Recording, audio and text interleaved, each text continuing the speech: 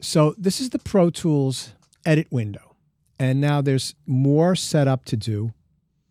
And this is also in this document here, Pro Tools Setup Preferences. And so you'll have this as a reference. You'll do this the first time you turn on Pro Tools, the first time you open it up, and it should do that every time. There is a bug that I find happens to me. I set up Pro Tools so that it opens up with a click track instantiated. Sometimes that doesn't happen and I have to reset that. But everything else should stay the same unless you open up somebody else's session. But if all you're doing is working on your own sessions, it should, once you get it set up once, it should repeat that over and over again every time you open the software. This is the Apple menu up here, the menu bar, whatever you want to call it. And I'm going to go right here to the one that's called Setup. And I'm going to click on Setup and I'm going to scroll all the way down to Preferences. And these are Pro Tools preferences. And there are different tabs along the top here. But we're only going to be concerned with two of these tabs. I'm going to show you something in the third tab. So the one that it opens up to is Display. And what we want to do is we want to make sure that our tooltips are turned on. And I'll show you what those are shortly. Function and Details. Don't touch this. We want to organize plugin menus by category and manufacturer. And I'll show you why that's helpful. Leave the theme at Classic, although you can play. I'll show you also how to set up the theme. But for just starting off, Classic. Then on the right-hand side, MIDI note color shows velocity is turned on. And this is very important right here. We want our track color coding to be for tracks and MIDI channels. And we want our clip color coding to be the same as the track color. So what this means is that the track header has a certain color and the clips inside, which is all the data that's found inside of a track, has the same color as the track. It's great for organization. And then right here, marker colors. We're going to get into markers, get them set up right at the start, and you'll understand when we start using them why we've done this. Randomize marker color upon creation. Show marker lane colors for timeline marker rulers and tracks. This is fine.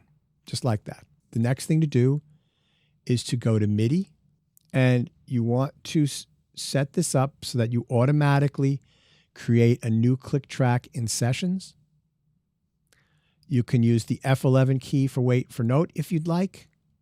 You don't have to have this one on, but I like also, we're going to get into this later on in the semester, but you want to display events as modified by real-time properties. We'll be going over these as time goes on, but it's best to just get them set up.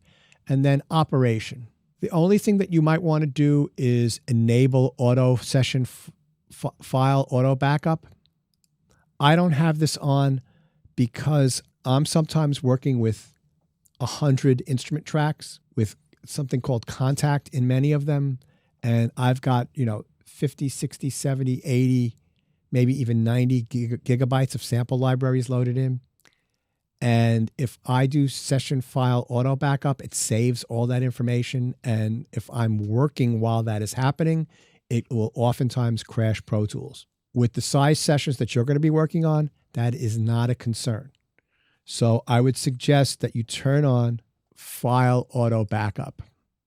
And then you could set this up for however long you want it to be. And then what happens is that if Pro Tools crashes, you'll be able to go to the backup folder and you can get your session back, any data that you've done, changes and edits that you've done. So that is Pro Tools preferences. Display window, MIDI window, and then just auto backup if you want. I've been using Pro Tools for 25 years and I don't even I've never touched any of the other tabs. I know what a lot of the stuff does when I look at it, but I'm just used to working like this. You don't need to know everything about a piece of software. This is the Pro Tools edit page, and it's broken up into a few areas. And each of these areas can be customized to your working method. There's 5 areas inside of this window. So we're going to start from the top and work our way down. So this top area here, these are your edit tools. I have everything opened right now. We do not need to see all of them because they won't fit on your laptop. What you want to do is set this up in a way to optimize the space that you can see all these controls in your laptop window. You know, if you've got a 13-inch laptop or a 15-inch laptop, if you're working with, you know, at my home studio, I've got like a 34-inch screen as my main screen. So I can leave all this open and I can see it all on my screen very comfortably. These 4 boxes here are our edit modes. And there's 4. There's shuffle, slip, spot, and grid. I'm going to go over all 4 of these during the course of the semester, but we're going to learn one at a time. And we're going to work at the beginning of the class in grid mode. So you're going to just click here with grid mode. This is an instance where if you're working and you want to switch back and forth really quickly between modes to do different things, which I do often, I mostly slip between shuffle, slip, and grid. What you can do is, if you've got your function keys set up, you can tap on 1, 2, 3, and 4 and shuffle through all of the edit modes. So in other words, when I go back here, I don't have split screen for the computer keyboard, but I'm hitting F1, and let me zoom in so you can see this a little better. F1, it goes to shuffle. F2, it goes to slip. F3 to spot, and F4 to grid. So that's very helpful. Then if I hit F5, you'll see that it'll go over here, right here, F6, F7, F8, F9, F10. So you see how it just cycles through all these different areas, and it makes it really quick, especially if you're editing audio. It's really helpful to not have to take your mouse and slide all the way up here, but just to be using your left hand on the computer keyboard. So these are your edit modes. These are your zoom controls. This zoom control is for audio, and this is for MIDI notes. This has an audio waveform, and these look like MIDI notes. That's how you can tell. And one thing you'll notice about Pro Tools in a lot of the areas are little triangles, and sometimes there are triangles inside of circles, right? So you notice here that there are triangles, one left and one right. That zooms in and out of the timeline. So let me show you what I mean. So if we look right here on this line here, right? And I click this, you'll see that it starts changing, right? So what's happening is it's zooming out. So in other words, when we first started out,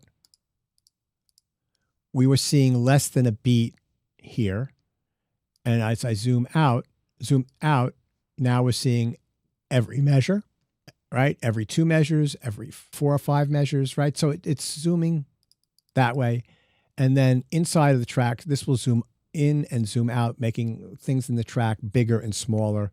And this is for MIDI notes. There's another way to do a lot of this, and we're not going to have this turned on until we start dealing with audio files. So we'll get rid of that. But for right now, we know what that is. And then right here, right, this is another way to zoom with a magnifying glass. So you can have this on, and that's a tool. And if we go right here over a track, it zooms into that just by clicking and lassoing. Right here, this is our trim tool, and we can use it to just trim stuff. We'll go over this. This is our selector tool. This is our grabber tool. You'll notice that these have triangles underneath with alternate functions. Just use the basic trim tool and the basic grabber tool for now. And then the selector tool doesn't have any other functionality. If we click on this, right, we're going to use TCE when we deal with audio files. We do not use any of these at all ever in the semester, so we just leave that on time. This is the scrubber tool, which lets you hear audio by clicking and dragging across. We're not going to use that until we use audio. This right here is our pencil tool, right? And then if you click here, what I want you to do is to set this up so that it is online. That's the easiest way for students to learn about how to draw automation in. Edit modes, edit tools. But both of those are going to stay. So edit modes and edit tools. Right here is our counter. And the counter we're going to be setting up, since we're musicians, to use bar and beats. But you can have the counter do minutes and seconds. You can have it do time code, feet and frames, which is for film, and samples. But we're going to use bars and beats. And I'm going to explain what these mean in the near future. This will stay here. We'll go over this in the future. Then to the next, you've got your grid. And you're going to make sure that this is turned on by clicking in the rectangle that says grid, and it becomes lime green. And you want to set this up so that it is bars and beats. And for the edit window, I like to set this up so that it is 1 bar, so that it looks less busy. This is your transport. This is like a tape deck. And then we can have pre-roll and post-roll for punching in and out for audio and MIDI. But we're not going to use this at all in this class. We might use the pre-roll, but we're not going to use it right now. And then over here are our MIDI controls. This is for wait for note for MIDI, so that, in other words, if you have this turned on and you enable Pro Tools to record, you'll hear the click track clicking away, but it will not start recording until it receives a MIDI event. And that could be you playing the note, it could be you pushing down a sustain pedal or hitting the mod or pitch wheel. I teach that, but there's also another way to get started for recording. We'll go over that as well. This turns the metronome on and off, the click track. Let's set up the click track preferences. So we're going to double click on that, and it's going to open up these options. We only want the click to play during record, not during play and record. We don't want to have it playing while you're listening back. It's really obnoxious. It's just really obnoxious, okay? If you want to have a count off before you start recording, you check this, and then you select the number of measures. I typically have 1 measure, so that it's 1, 2, 3, 4, and then it starts recording. But if you need 2 measures to get used to it, that's your preference.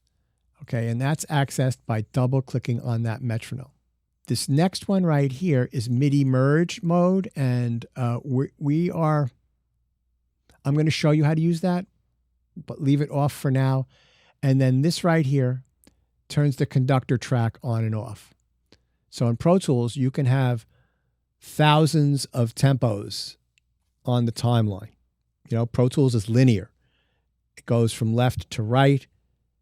It goes time from 0 seconds, bar 1, through to the end of the piece, from left to right, like you're reading a book. It tells you the meter is, what the tempo is. And if you want to have a count off of 1 bar, you just turn that on by clicking on it. And we'll go over that. These are for synchronizing to outside devices. We do not need those. MIDI time code. This is your meter, output meter. We are going to have that. And then this is a quantize window, which we don't need. We're going to learn how to quantize, but we don't need to have this up here for now. Okay, so how do you customize this, right? We only want the edit modes, the edit tools, the counter, the grid, and the MIDI tools. Remember I said when there's triangles, there's other stuff going on. And especially if you have triangles with circles in them, like we have on the upper right-hand side right here. If you click on that, you'll notice that you'll get all of this stuff, right? We can get rid of the zoom controls, the transport, the quantize control, the synchronization, and then leave these 3 checked. Now you'll notice, look how much cleaner that is, so that if you can only fit this much of the screen in your timeline, right, you can see everything in the top. So that's the toolbar. The area below the toolbar is this area here, right? These are your rulers. And the definition here is that the ruler measures things. It's not like the ruler like a king or a dictator. They count bars and beats, samples, tempo, meter, time code, all sorts of stuff. What we need for the beginning of this class, and we can customize it later, is we only need to have a few of these: bars and beats, tempo, and meter for the beginning of the class. We are going to use markers. There's a chord ruler, all sorts of stuff. It's really cool. So the way that you optimize this for your laptops is you go right up here to this little downward facing triangle, click on this, right? And you get rid of the ones that you don't like or you don't need. I like to have minutes and seconds also up there so that I can, know how long a piece of music is just by looking at the ruler or where I am in the piece of music. All right, so now you look, my rulers are very clean. There's something that is very important to being able to quickly get around in Pro Tools, and that is knowing keyboard shortcuts. There's one function in Pro Tools that I find really valuable, and that's called keyboard or key focus. And the way that you turn key focus on is if you go right to this area here, edit keyboard focus. When you first boot it up, the A and the Z will be grayed out. Click on that, it becomes amber. And then what happens is that the R key and the T key zoom in and out, and the F key creates fades for audios, and there's other ones as well, but those are the three that we're going to be using this semester. Let me show you what I mean by that. So I've got keyboard focus or key focus turned on. We're going to look here at the rulers up here, right? And right now it says 1, 9, 17, 25. So it's every 8 bars. So if I do the T key, as in Tiki Barber, now you'll see every 4 bars. Hit it, click it one more time, every 2 bars. Click it one more time, every bar. Click it again, and you'll see that it becomes we're zooming way in. Now, if I click the R key, it zooms out. Now, I can really go crazy. And if I just click the T key and hold it down, it'll zoom all the way in like that, right? So the R and the T are really great for zooming in and out. So that's keyboard focus. That's this guy over here. There's also some zoom controls over here, but we'll go over those at a later date. Okay, so that's the rulers. For the beginning of the class, you do not need to see the tracks list or the groups list. So what you can do is you could take your mouse and you can hover over this border and you can click and drag it to the left and it will close. All right. And that will save you some space. And the same with the clips list. That's this one over here. Now, when we start doing audio, we're going to want to see this. But for right now, we're just going to click and drag that over. And you see how much more space there is in this area here. I've got a click track instantiated because I have it set up so that when Pro Tools boots up, there's a click track. Well, what happens if, let me delete that, if you open up and there's no click track, because we're going to be writing to click, right? You can add a click track. And the way that you do that is you go to the track menu, click, track menu, and go all the way down to the bottom. And it says create click. And it comes named, which is great. This is the click plugin. And if you click on this, if you click on the click plugin, you'll be clicking away with your clicker. It has all sorts of information here. And one thing I like to do is I like to change the sound of the click track because I hate that sound. That's the standard click track. If you want to leave it, not a problem, just leave it. I'm of the generation that did recording sessions in real studios, and they all used what's called a URI click or an MPC click.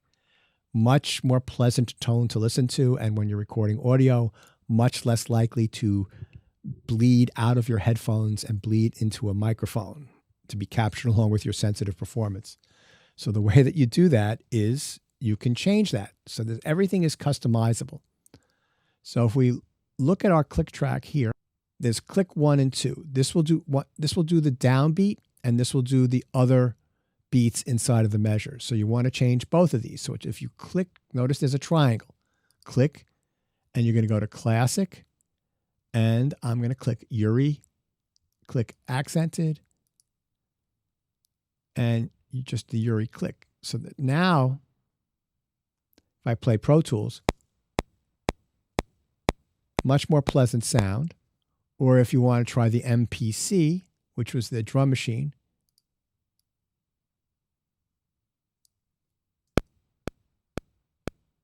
and you can hear that the first beat of the measure is a little accented. You can adjust that here.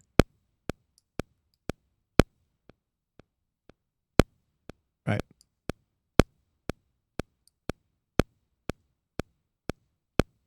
So either one of those two, and you could just leave it. There's no right or wrong. It's your preference for that, but I'm showing you how to adjust it. You want to write some MIDI work, right? You want to create something. You need to instantiate an instrument track and put an instrument, insert an instrument into the audio path. An instrument track is a combination track. It is a combination of an aux track and an instrument track, because audio can play through it, but it receives MIDI, and if you have a plugin instantiated in the insert column, it will play back, it will trigger that, and it records MIDI onto the timeline. Pro Tools comes with multiple tracks.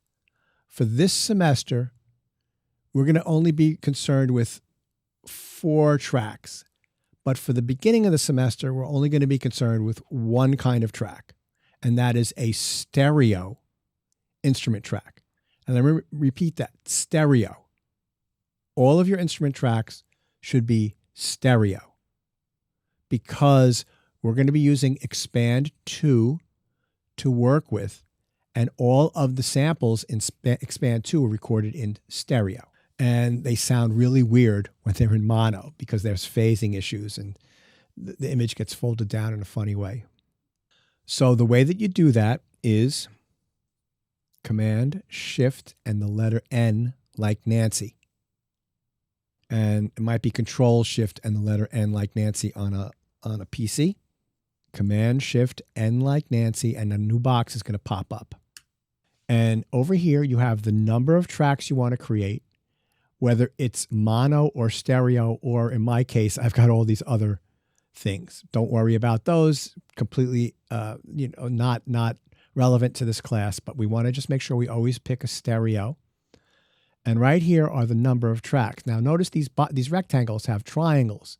So get used to that. Whenever there's triangles, there's more functionality, there's more information, there's a menu with more options. So right here, we're going to click, and we are going to pick instrument track. And don't worry about this. This will automatically set up the ticks, and I will explain ticks shortly. And name. So we're going to have a piano sound. So I'm going to name that now. And what I would request of you is that your naming convention be consistent in every track. Part of doing this work is being organized and having your sessions look beautiful. And the reason why it's important that your sessions look good is that it shows other people that you care about what you're creating. And it's just a good habit to get into, that everything from the ground up is done in a way to create the art that you want to create. And that even includes the way that your session looks and the way that you close your session down. Really important stuff. When I work often with an audio engineer who lives in Los Angeles, my friend Ken. He runs the front of the house mixing for the rock band Toto, and he helps me out with mixing a lot of the music I write. I get the mixes up like 90% there, and I send him a complete Pro Tools session. We have a list of the compatible audio plugins that we use together. I send him something that when he opens it up, he can take a look at the session, and he doesn't have to look for anything. Everything's right there. It's organized, it's ordered, it's color-coded. There are markers, and everything looks good. He doesn't have to spend any time setting it up, which he would charge me extra money for. I take care of all that, and you should get into that habit as well. And I'll be discussing strategies for that over and over again, because I'm a real stickler for the way that your sessions look. I let a lot of people that took digital recording and Comp 2 get away with some stuff last semester because you didn't have this class yet, but that's okay. We're going to start now, and we'll be doing it going forward. So naming convention. So I always do a capital letter and then smaller letters. My friend Ken, since he doesn't have such great eyes, he does all capital letters. Or you could do all small case letters. This is the least attractive option to me, so I would say either capital and small or all caps. That's your choice. And then you hit create, which is this blue button here. And then it opens up a track. You can resize this track by hovering over the bottom border, clicking and dragging down, and it makes it bigger. Another way to resize this track is to go over to this little keyboard, click, and then you'll have options for size. Another way to do this is that there's a key command. Right, so like, see this? I'm doing this right now by using a key command, which on the Mac is Control Option and then the up and down arrow here. And that's how I work, right? So I can resize everything like that very quickly. Or if I just hold it down, it just scrolls through all the different sizes. So let me make this big so it's easier to see. You can customize what you see in the track header here. That's what this area is called. So you got your name here, right? And then you've got columns. You've got inserts and sends and I/O. For the beginning of the semester, you do not need to see the sends, but you do need to see the instrument column. So I'm going to go right here, and we're going to turn off sends. You don't need to have I/O. That's optional. And you don't need to have marker controls, but you do need to have track color and instrument.